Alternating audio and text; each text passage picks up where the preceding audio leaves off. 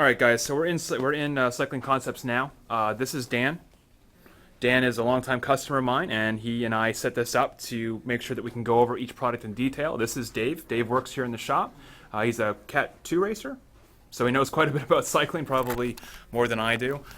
So we're going to be using him as our model here to go over 4 different types of trainers. Dan, what kind of trainer is Dave on right now? This is the Minoura Mag 80 Resistance. Okay. And this is a great overall trainer for somebody that's looking for basically just gaining some aerobic fitness through the off season. If you want to ride a few days a week with some consistency and just get the heart rate up and come into the spring with a pretty decent fitness level, it's a great overall choice. How much is the price point on this? This one goes for $209. Okay. And one of the nice features about it, which stands out, is there's actually a remote lever on the handlebar, which allows you to change the resistance on the fly. So as you're going through your workout, you can make it easier or harder to pedal. So when you set up the resistance and you shift the gears, so the shifting of the gears plus the change in resistance is going to offer different variables for the bike, yes? Absolutely. Okay. So I'm trying to think of when I'm doing my spin class with my customers, if you had this device and I want them to be on a hill, I'm assuming that this way goes, makes it harder here? Yep, absolutely. Towards H, so towards hill, towards low. Okay, so high and low. And that changes the magnetic resistance here in the back, yeah? Yep. Because the power curve is linear on a magnetic trainer, it's not going to get any harder without changing the resistance unit on the fly. Okay. So, if you want to simulate a hill or an interval session, then changing the gears into a harder pedaling gear as well as increasing the intensity. So I noticed the flywheel here is pretty small, but Yes. because it's magnetic, again, it's just using the resistance from the front gauge there, right? Yep, And absolutely. You said it's linear, so that means that when you set the resistance, it's going to remain the same. The only variables you can change once you're set on a certain resistance is shifting the gears. Exactly. Okay. Okay. Why don't you start pedaling for me, Dave? Why don't you start here? And one of the things I like to think about in regards to indoor trainers is noise. I don't know about you, but really loud sounds when I'm trying to, teach or train. Just kind of gets in my head. I don't like it. Right away, I can tell you it's pretty smooth just from listening to it.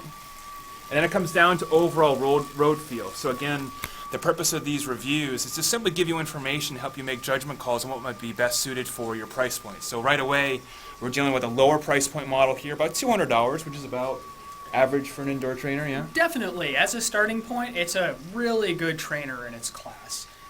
Couple of the important things to take note of as we look at the different trainers are the construction of the frame, the way the resistance unit, the overall size of the drum that comes in contact with the trainer, as well as the way that the bike actually connects to it. All these things you want to take into account with the type of riding that you're going to be doing.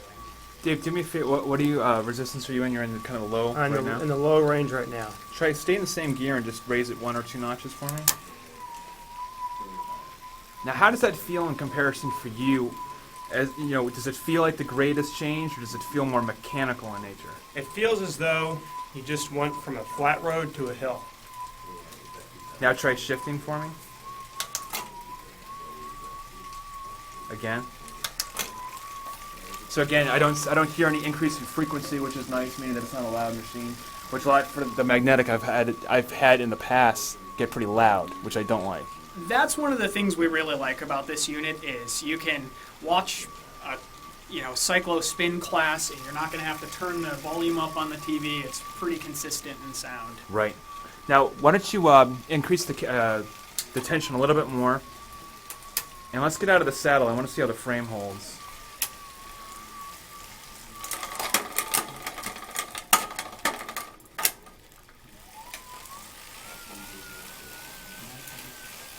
Now what I'm usually want to be watching here for is how much shift I'm getting in the frame, both on the bike. That actually doesn't look too bad. No, not at all. Either you're a really good pedaler or that's a really stable platform. So obviously when you're doing indoor spin sessions, you want to have a really solid platform in the back because I'm going to be having you in and out of the saddle quite a bit and sometimes with a lot of heavy resistance. So if the frame isn't built well for the trainer, you're going to be all over the place. If you've ever been on a trainer that doesn't have good stability or your platform isn't good, it's not fun. It just feels clunky. Yeah? Absolutely. Okay. So far, I mean, for $200, It seems like if you're more of a fitness rider, you're going to be using it once or twice per week, or just for basic work. Pros of this would be inexpensive, easy to use. You can control the resistance here. Downsides, what I would see is that linear is good in one way, but you can't change the force production of your legs. You can either increase the cadence or increase the tension. Where we're going to be talking about with the next review or the next product is fluid, which will be more progressive in nature as opposed to linear. Absolutely. Okay.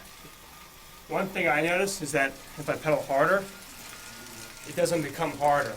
Right, which is why It's the it's same. the linear, right. Same linear resistance. Right. I have to shift or change this for it to be harder. Now, here's a couple other considerations. We're going to be talking about this more through the other 3 reviews that I'm doing for you, is that this obviously has no computer or feedback, okay? So if you don't have a heart rate monitor on, or if you even have a basic cycle computer, keep in mind one of the problems with indoor training is if you have a basic cycle computer and you're using that same road bike that you're normally outside with, typically the apparatus to do any measuring is on the front wheel. Well, as you can see, the front wheel doesn't move, only the rear wheel does. So if you're trying to measure speed or distance or time, it kind of gets a little bit problematic with a lower end trainer, unless of course you had something like a power tap on the back, which of course you could do. Yes? Most definitely. That's a great So- tool for indoor and outdoor. So right away you could take a more inexpensive model, put a power tap on the back, and then have the ability to measure power and all the other bells and whistles with a very inexpensive trainer. Put the money into the power meter instead. That's a really smart way to go about it. You can have something you can use inside gain a lot of important information to improve your performance, as well as use it outdoors, of course. So far it looks to me like this is going to be a great call for the fitness individual, a couple times per week. Moderate budget, about $200, which I just think is a steal based on what I'm looking at right now. It's nice and quiet. It's got the resistance in the front. It doesn't have any kind of meters with it, so you'd have to have your own meter. Ideally, you want your own trainer bike to go with it, but again, if you want to be using the same bike that you're using inside and out, this would be just fine. And hopefully that's good enough information for this particular one. This is the Minoura Yep. The Minoura M80 M80. So we're going to move on to the next product, which is the Kinetic road machine. Road Machine. So stay with us for that one, all right? Cool.